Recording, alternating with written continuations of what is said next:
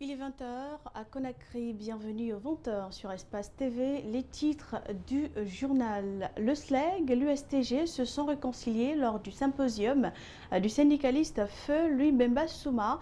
Reste à savoir si c'est de bonne foi ou juste une mise en scène. Les écoles d'enseignement technique et professionnel ont rouvert leurs portes ce lundi 9 novembre sur l'ensemble du territoire guinéen. Une rentrée non effective à ce deuxième jour de la reprise dans certains centres de formation professionnelle.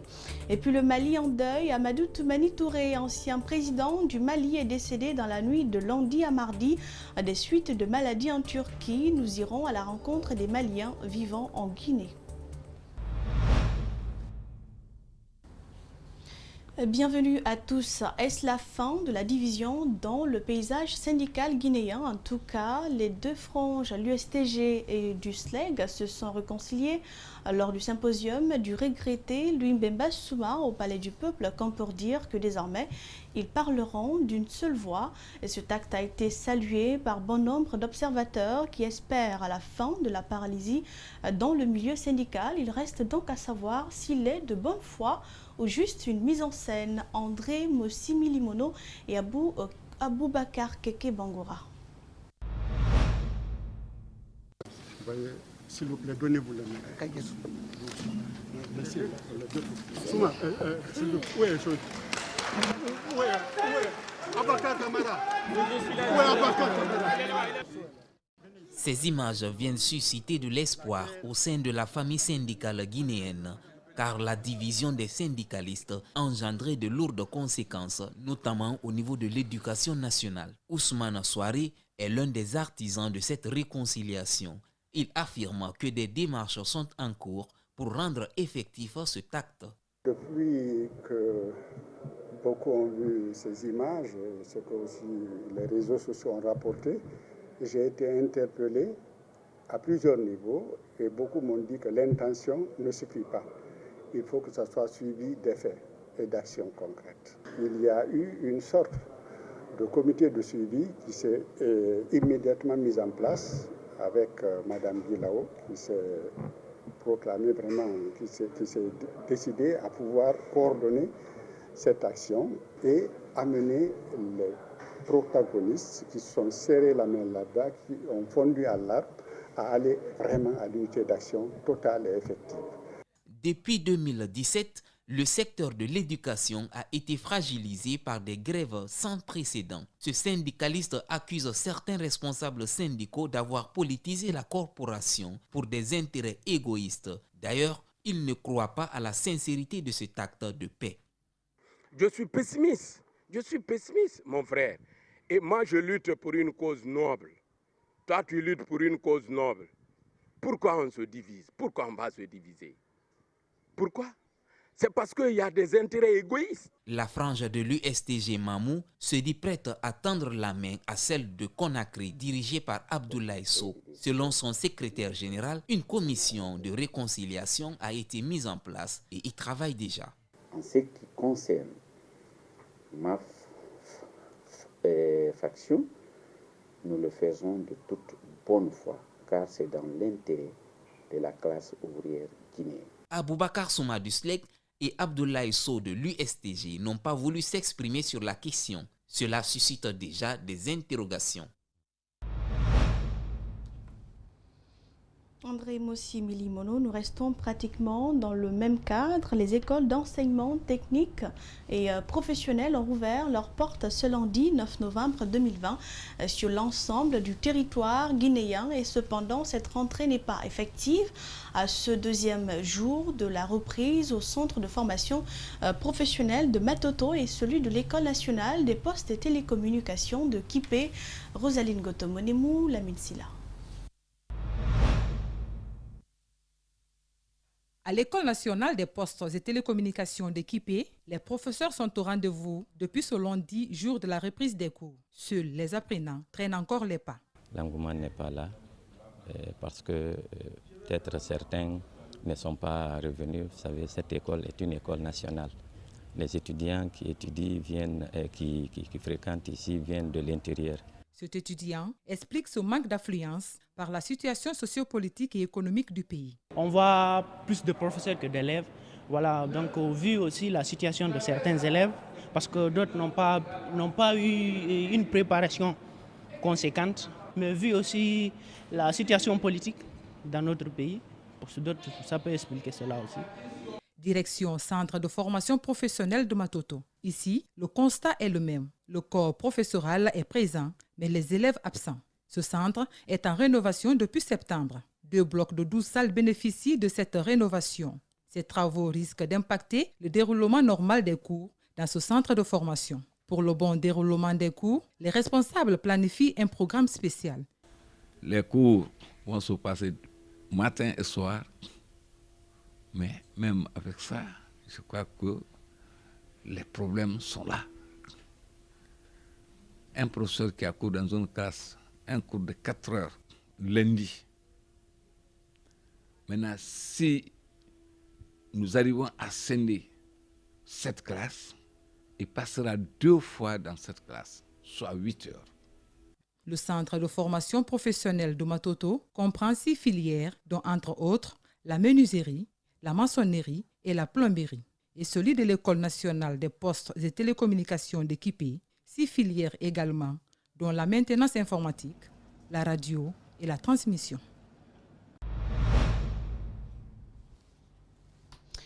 Autre sujet dans ce journal, le président de l'association des tenanciers de bars et restaurants se fait voir. Vanissako salue la mesure prise par l'opposition de surseoir aux manifestations de rue. Il déplore cependant les destructions des bars et maquis relevant de sa structure. Un inventaire sera fait à l'intention de l'État, qui l'invite d'ailleurs à subventionner les promoteurs de l'emploi durement touchés par le Covid-19. Mamadou Sadio Baldé nous signe ce reportage. Il avait hâte de respirer l'air de la paix à travers le pays. Après un mois de turbulence, les citoyens ont souffert le martyre dans les foyers, d'où cette reconnaissance à l'opposition. Et je remercie encore une fois de plus l'idée d'allègement, l'idée d'accalmie que, comme on appelle, l'opposition a eu apprise. Parce qu'aujourd'hui, on a vraiment besoin maintenant de la paix. On veut travailler, on veut évoluer. On n'a plus rien parce que le Guinéen vit du jour en jour. Pendant la période de tension politique, les membres de l'association des tenanciers de bars et maquis auraient enregistré des destructions, regrette le président de l'AGT. Il y a un bar qui est à Lambagny ici qui a été brûlé. Il y a des restaurants qui sont sous le lac. Beaucoup ont été pillés. Et tous ces restaurants relèvent de ma structure. Vous comprenez? Donc je suis obligé de défendre tout le monde parce que nous sommes des opérateurs économiques. Donc nous sommes encadrés, nous ne sommes pas à détruire parce qu'il y a plein de personnes, il y a plein de choses qui en dépendent de nous, notre fonctionnement. Le département du tourisme sera saisi. Le président de la GT plaide pour un dédommagement pour toutes les victimes. L'heure est au recensement des pertes. Au moment où on s'apprêtait à se relancer, ça a coïncidé à cette crise politique. Donc, impérativement, il faut qu'ils acceptent que ceux qui ont perdu des biens dedans, qu'au moins qu'on les subventionne un peu. Parce que pendant la période de Covid, on n'a pas eu de subvention jusqu'à présent. Vous comprenez? Nous sommes en train de se battre avec ça, avec le ministère de tutelle, qui est le ministère du Tourisme et de l'Hôtellerie, pour au moins trouver quelque chose pour, comment on appelle, pour nous les petits entrepreneurs. Parce que dans tous les autres pays, les gens ont été subventionnés. Vanissako souligne de passage que sa structure a été fortement éprouvée en 2020. Allons à la rencontre des vendeurs ambulants de café à Conakry. Leur nombre gagne du terrain, leur service est apprécié par plusieurs clients. Mais qui sont ces hommes qui parcourent des kilomètres chaque jour à la recherche de quoi vivre? L'activité est-elle bénéfique ou facile à faire? Élément de réponse dans ce reportage signé Makissa Kamara, Djibril Kabak Kamara, qui ont côtoyé un vendeur ambulant. Suivez. À chacun son quotidien. Mamadou Lamarana Kondé vend du café depuis 1 an. Il déambule dans les quartiers de Conakry pour subvenir à ses besoins, ce malgré le temps qu'il passe à l'école. Après que j'ai vendu, si par exemple par jour j'ai gagné 40 000, j'enlève 15 000 de côté, ça c'est les bénéfices, quoi. Donc après j'enlève l'argent du manger et puis l'argent du marchandise. C'est comme ça que je me planifie. Il ne compte pas abandonner l'école, mais au contraire, son activité du café, c'est pour un temps, car il a d'autres visions. Quand j'aurai un meilleur travail que ça, je vais laisser ça. Par exemple, si je travaille jusqu'à ce que j'ai la possibilité d'acheter une moto, je vais acheter une moto. Sa recette du jour varie entre 15 000 et 40 000 francs guinéens, selon la clientèle, dit-il. Et grâce à cette recette, il ne dépend de personne. Je paye mes fournitures scolaires avec mes habits, le manger, et puis je paye aussi le loyer, quoi. Il lance un appel à tous les jeunes de travailler dur sans attendre quelque chose de la famille. Ce que j'ai dit aux jeunes, c'est de ne pas rester à la maison puis croiser les bras, attendre à ce que quelqu'un vienne les aider. Moi, par exemple, mes parents vivent, mais j'ai choisi de faire ce métier pour pouvoir gagner un peu d'argent, quoi. De ne pas dépendre toujours des parents. C'est moi qui vais les envoyer quelque chose, mais je n'aurai rien à les demander. Et ils sont fiers à moi grâce à ça. À l'image de Condé, ils sont plusieurs jeunes à s'investir dans cette activité de vente de café dans les différentes rues de Conakry. Ils sont nombreux les hommes qui se démarquent dans le domaine de la coiffure pour femmes, comme pour dire qu'un métier n'a pas de genre. Notre reporter est allé à la rencontre de Bangali Bangoura, détenteur d'un salon de coiffure. Reportage avec Aminata Wilsouma et Ibrahim Souri Kamara. Bangali fait la coiffure depuis maintenant plus de 15 ans. Ce métier, il l'a appris aux côtés de son frère qui vit aujourd'hui en Europe. Le peigne, la brosse ou encore le séchoir, Bangali les manipule à sa guise.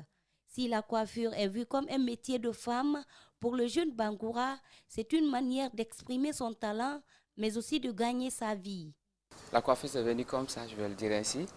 Donc au fur et à mesure que j'évolue dans le domaine, il y a le monde qui m'apprécie. Donc Dieu en a décidé ainsi. Et aujourd'hui, je me trouve dedans et je suis devenu coiffeur. Dans ce salon, Bangali forme 8 filles et un homme. Ils font presque tout. La coiffure, le maquillage, la pédicure, la manicure et même la location de robes de mariée. C'est le savoir-faire. En fait, on est en contact avec les femmes. Sinon, pour un début, comme je vous ai tantôt dit, ça n'a pas été mon rêve.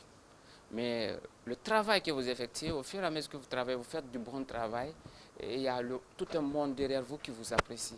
Là, ça vous pousse à fond d'évoluer et puis d'agrandir votre domaine de travail.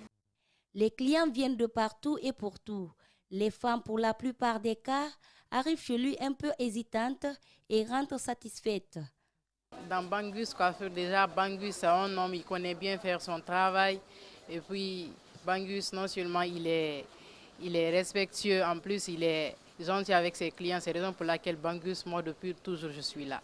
Il est le meilleur vraiment dans son domaine et puis il fait de très belles coupes. Donc généralement, ce n'est pas facile de connaître la morphologie du visage d'une personne aussi facilement. Il est adapté à sa coiffure. Donc quand je suis chez lui, je suis vraiment à l'aise et puis il me met vraiment bien.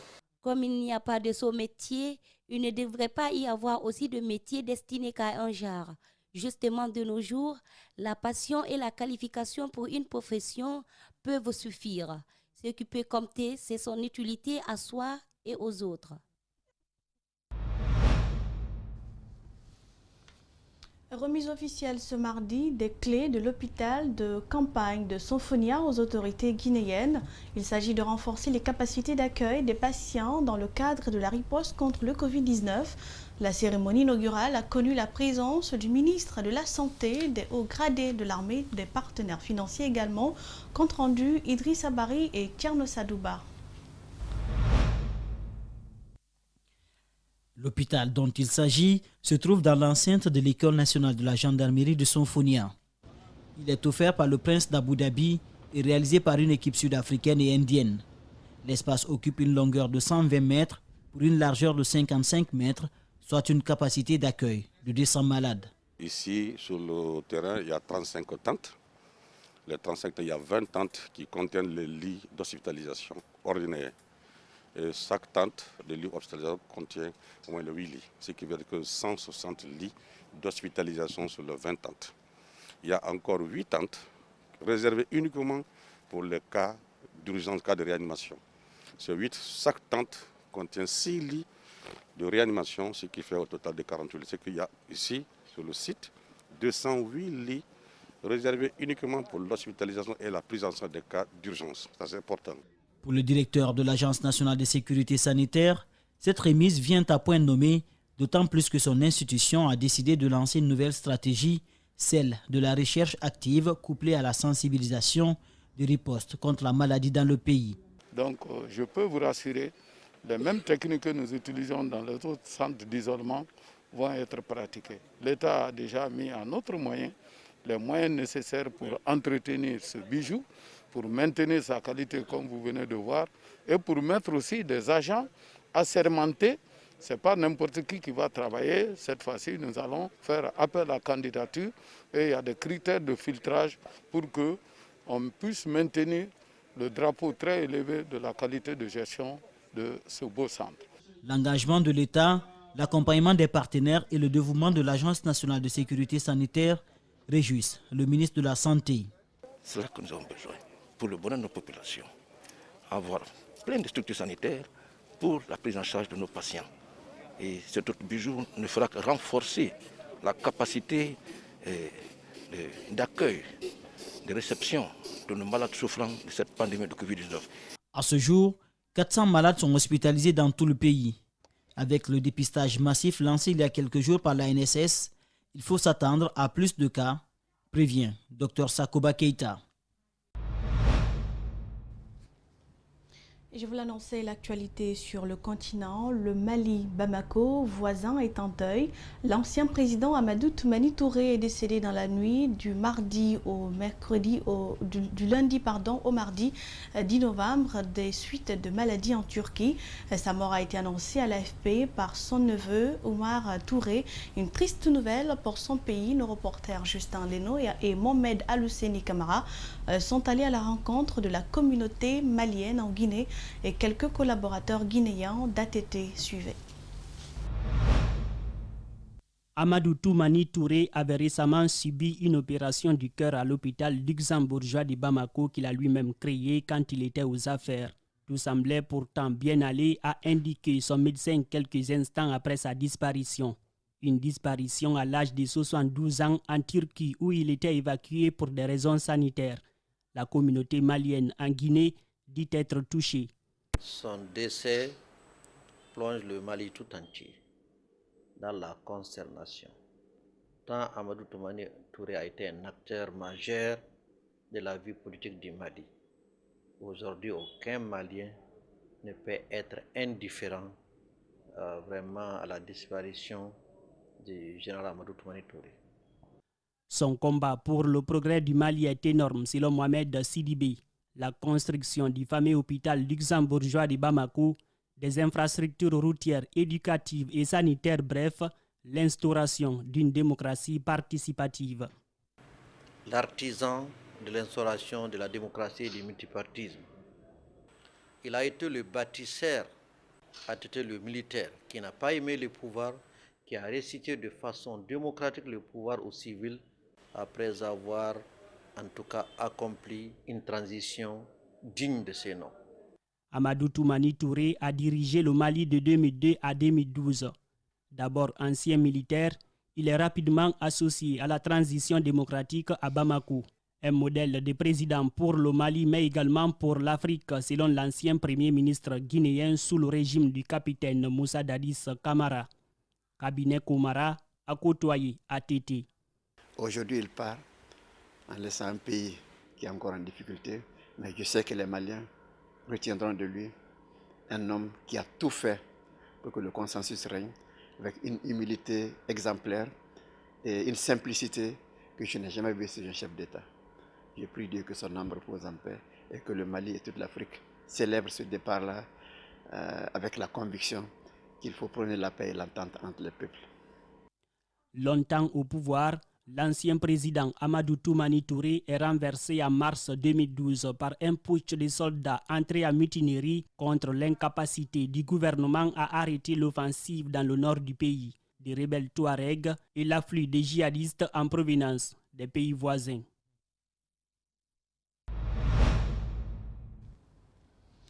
Comme chaque année, l'entreprise Total, l'une des premières installations pétrolières en Guinée, récompense le meilleur chauffeur de l'année. Au compte de l'année 2019, Abdoulaye Aziz Diallo, appartenant au parc UMS dans la zone minière de Bokeh, est sorti lauréat du prix de meilleur conducteur de l'année 2019. Et ce mardi, le directeur général de l'entreprise Nicolas Lizieki et son équipe ont procédé à la remise du prix dans l'une de leurs stations Total à Kaloum. Le point avec Ali Badara Kamara et Yacouba Traoré. Encore une fois, l'entreprise pétrolière Total se distingue des autres du pays. Dans le cadre des mesures de sécurité routière, l'une des valeurs de Total. Depuis des années, elle s'est fixée pour objectif zéro accident dans le transport de son produit d'une ville à une autre.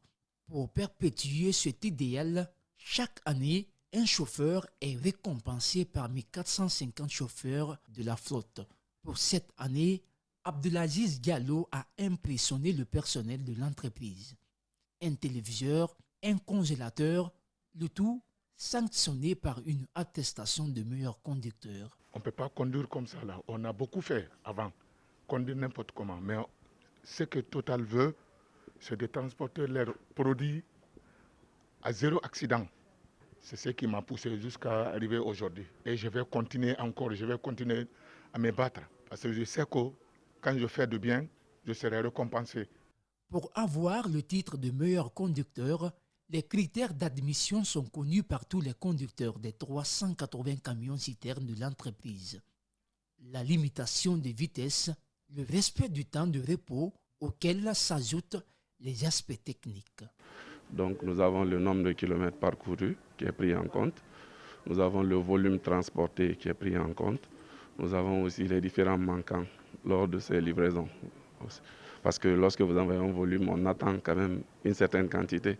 Et donc, si ça manque, vous êtes aussi défavorisé. D'habitude, le prix de meilleur conducteur est décerné en mois de mars. Le retard pour la cérémonie de remise est la conséquence de la crise sanitaire qui paralyse les activités. Malgré cela, l'entreprise tient à son engagement. Le directeur général de Total Guinée revient sur les raisons du choix. Alors, on a aussi des systèmes de reconnaissance au sein de Total Guinée.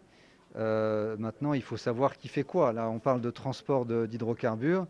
Ce sont des salariés, des transporteurs Total avec lesquels nous contractualisons. Donc c'est eux qui sont à l'honneur, là. C'est eux qui conduisent, qui sont aux manettes au volant des camions-citernes. À noter que le bénéficiaire, Abdelaziz Diallo, a fait 14 ans de conduite dans l'entreprise Total Guinée sans commettre un accident de circulation. Et c'est la fin de ce journal. Merci pour l'attention. Vous serez en compagnie de Moussa Mouessila pour le 22h. Portez-vous bien et bonne soirée en notre compagnie. Prenez soin de vous.